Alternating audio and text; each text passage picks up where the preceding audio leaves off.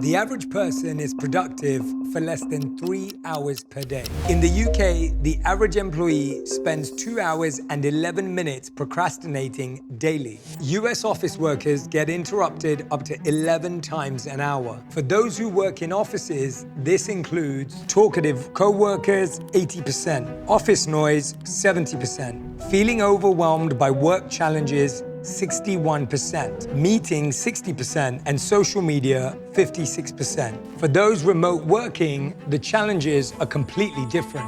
39% of people are distracted by responding to household demands. 31% are distracted by browsing social media or other content. 16% are distracted by household chores. It feels like we're more busy than ever and we're more distracted than ever. We're finding ourselves overthinking, procrastinating, constantly trying to figure out how to be more productive and more effective.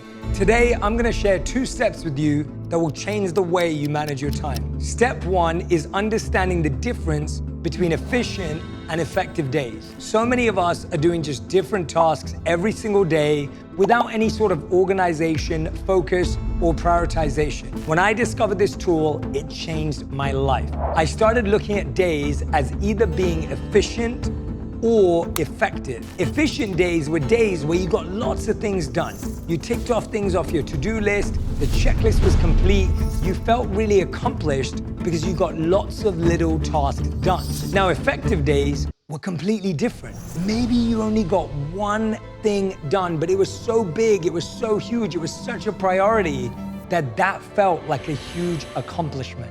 I'm sure you've had experiences of days where you do so many things but you don't feel accomplished because you didn't do the one big thing.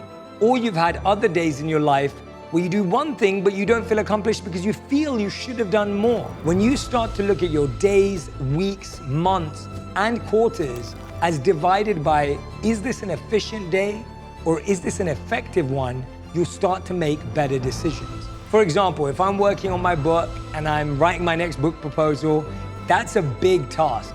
If I try and fill that day up with lots of other to-do lists and lots of other tasks, I'll probably fail at all of it. So I know that I'm gonna have to free up a considerable amount of time to make sure that I can focus on that one big task.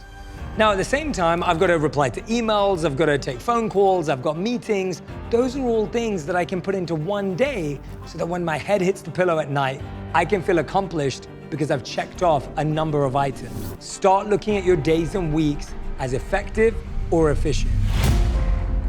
The next step is to understand the difference between creative and logical work. A few years ago, I read a study that said you can't be creative and logical at the same time. It's like trying to drive from one side of New York to the other side in the middle of the day. And a lot of us find our days stacked with both creative and logical tasks. Maybe you're starting your day with a creative brainstorm meeting, you're running into a data meeting, then you're going back into an artistic meeting, and then flipping back into doing an analytics meeting, and we're literally going back and forth. This puts stress on our brain, it puts strain on our ability to be flexible and be adaptable, no matter how smart or thoughtful you might be. Since I learned this, I changed the way I work. From now, I look at days as either creative or logical, and I'm gonna show you how some of my tasks break down using this system. You can start off by using this table as well when you're starting to understand the difference and make sense of it. Here we have a list of tasks that I may have on any given day.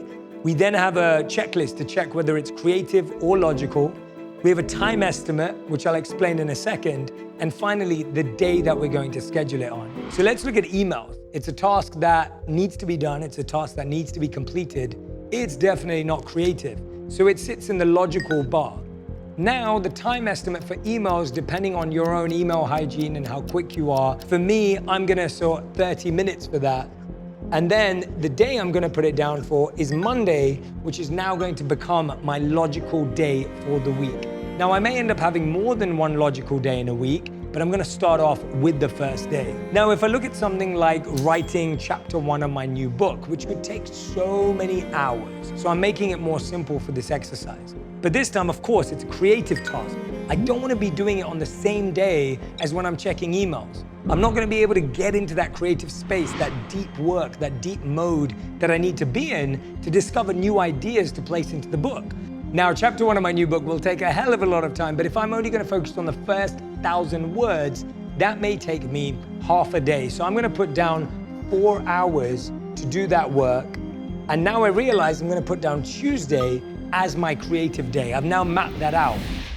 Moving on to the third one, preparing for a podcast. Maybe I've got an exciting guest coming on. I really want to prepare for the podcast. I may need to read their book. I may need to select questions. I may need to prepare with my producer. This is mostly a logical task. It's a task that we've repeated, we've done often. It requires presence and diligence.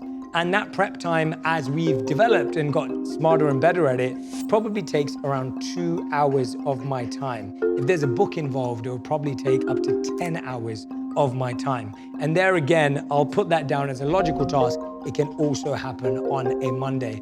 So that's a simplified version of what it may look like as you walk through the task that you have for the upcoming week and trying to break it down. Now, what gets really incredible about this is sometimes I'll do a whole week of being creative and a whole week of being logical. What it allows me to do is get better at my craft, focus more on my ability to deliver in that moment.